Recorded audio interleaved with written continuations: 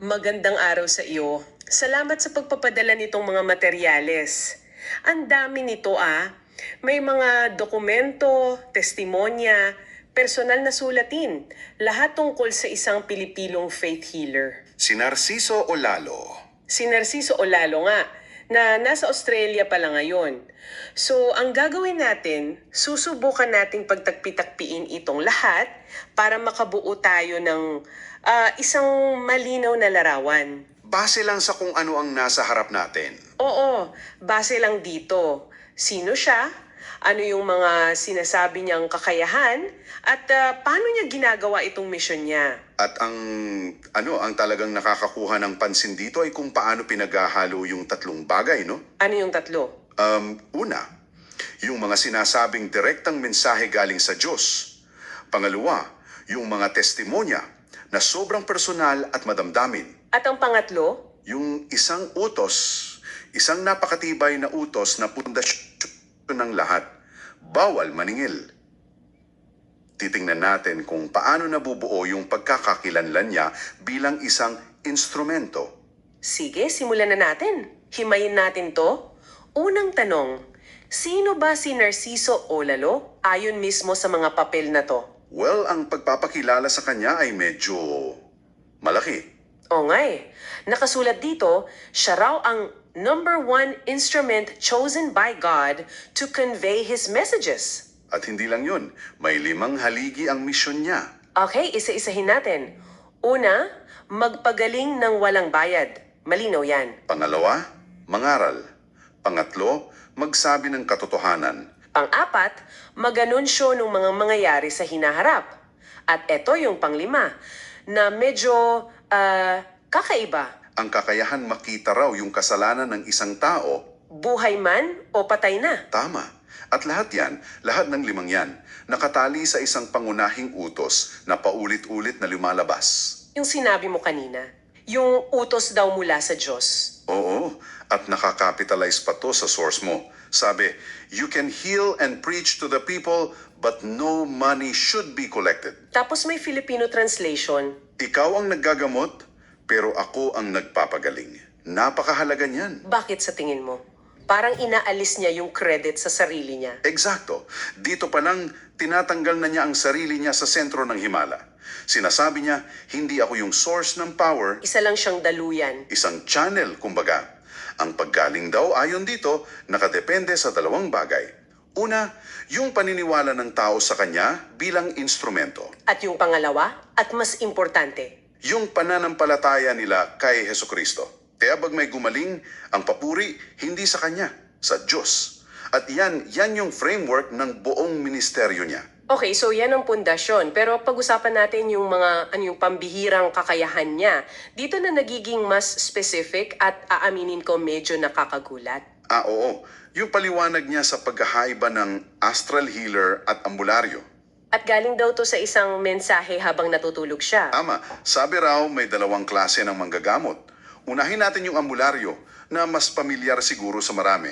Sila raw ay nakakapagpagaling din, nanguhula, Pero, pero ang hula nila pwedeng magkatotoo, pwedeng hindi. Parang 50-50, ika nga. okay, so paano naiiba yung astral healer na doon niya nilalagay ang sarili niya? Dito ang malaking pinagkaiba. Ang astral healer daw tulad niya, nakakakita rin yung mga mangyayari sa hinaharap. Pero, at ito yung pinaka-critical na parte, Ano yun? maaaring mapigilan. Hindi siya isang tiyak na kapalaran. So parang isang warning. Oo, isang warning. Nakadepende raw ang lahat sa kung maniniwala yung taong pinadalhan ng mensahe. Kung babaliwalain, tiyak na mangyayari. Pero kung maniniwala at susunod, pwedeng hindi matuloy.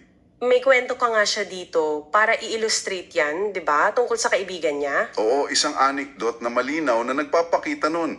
Kinuwento niya na sa panaginip niya, nakita niya yung kaibigan niya mababalian daw ng buto. So, sinabihan niya. Kinaumagahan, sinubukan niyang sabihin, pero ayaw daw makinig ng kaibigan. Sabi, wag na pag-usapan, umuwi na lang daw si Olalo. At anong nangyari? Noong gabi rin yun, nangyari nga. Nadulas yung kaibigan sa banyo, bali ang buto. Sabi ni Olalo, kung nakinig lang sana, kung naniwala, baka naiwasan. Parang I told you so moment pero on a supernatural level. At mula sa mga ganyang kwento, dito na pumapasok yung mga testimonya bilang ebidensya, no? At may isa dito na sobrang detalyado. Galing kay Jonah. Tungkol sa tiyuhin niyang si Yoyong Reynalda. Okay, paano nagsimula yung kwento? Pebrero 2021, nagkasakit yung tiyuhin niya. Akala ng pamilya, simpleng arthritis lang. So tumawag sila kay Ulalo sa Australia. Oo, noong Feb 17, para humingi ng tulong para sa arthritis. Pero hindi pala arthritis yung nakita niya. Ibang-iba. Ayon sa testimonya, ang naging mensahe raw kay Olalo ay isang pamitin, hindi sakit sa buto. Nakakita raw siya ng maraming langgaw o bangaw sa bahay ng tiyuhin. Na isang masamang senyales. Oo, tanda raw na malapit na itong mamatay. Kaya ang prediksyon niya, sobrang diretsahan, mataas na ang 3 days at mamamatay na siya. Teka, ang bigat nun, sobrang tiyak, may timeline pa. Hindi lang basta malubha. At hindi pa dyan natapos. After 2 days, nung hapon ng Feb 19, mga alas 5, tumawag ulit si Ulalo kay Jonah. Ang sabi, ayon sa testimonya, Anong sabi niya? Jonah, iyong tiyuhin mo, mamatay na yun ngayong gabi. Grabe. At ang nakasulat sa salaysay, eksaktong alas 8 ng gabi rin yon, pumanaw yung tiyuhin niya. Wow. Ang hirap i-dismiss ng ganyang testimonya dahil sa specificity, yung petsa, yung oras. Para sa pamilya, yan na siguro yung ultimate proof. Exactly. Hindi na ito usapin ng tsamba. Para sa kanila, divine intervention na to. At mapapansin mo, yung focus ng testimonya, hindi lang yung lungkot, kundi yung pagkamangha. Na naging totoo yung mensahe. Oo, ito na yung absolutong patunay na ginagamit siya ni Jesus. It validates everything for them. Okay, may isa pang testimonya dito na iba naman ang anggulo. Hindi hula, kundi direktang paggaling. Yung babaeng may sakit sa puso. Oo, sabi niya hindi na raw siya makatayo, hirap ng huminga. Nahanap siya ng anak niya online. At dito natin makikita yung isa pang aspeto ng panggagamot niya.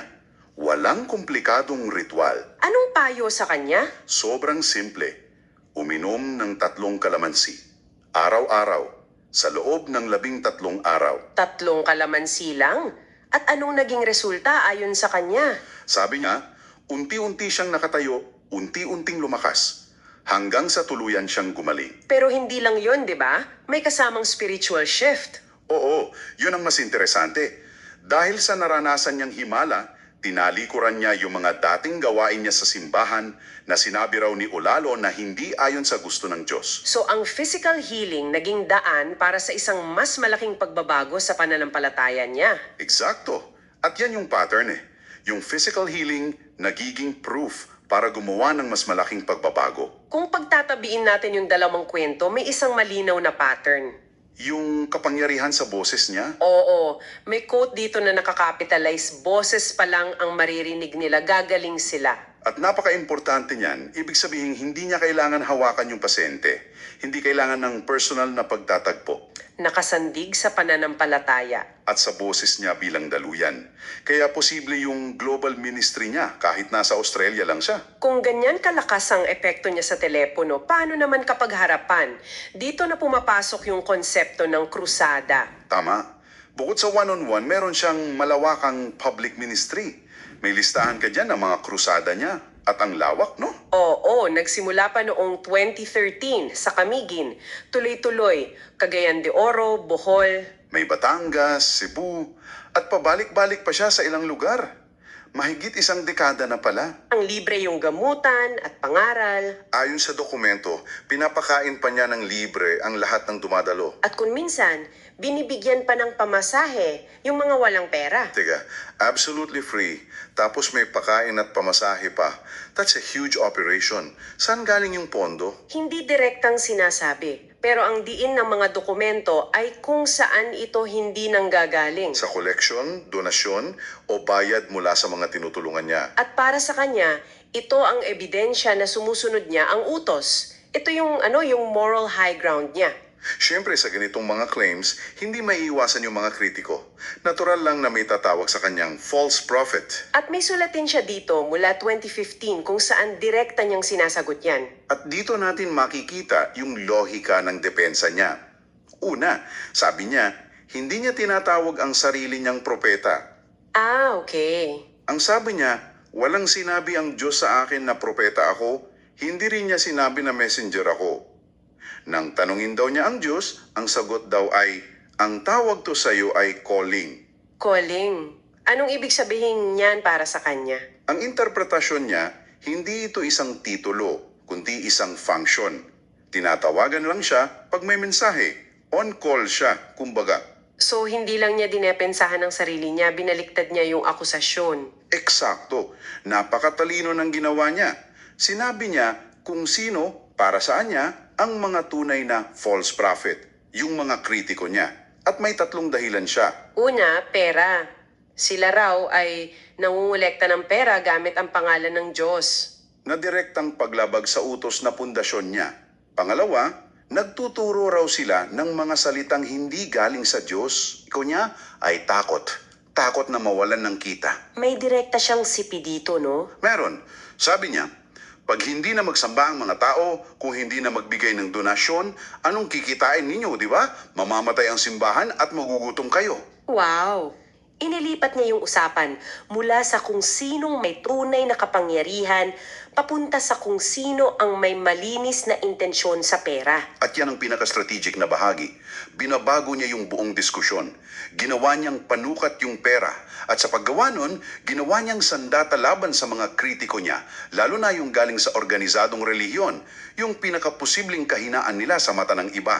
Isang napakatalinong rhetorical move. So, kung bubuuin natin lahat, base sa mga dokumentong ito, si Narciso Olalo ay ipinapakita bilang isang astral healer na may calling mula sa Diyos. At ang buong ministeryo niya ay umiikot sa isang utos na hindi pwedeng baliin.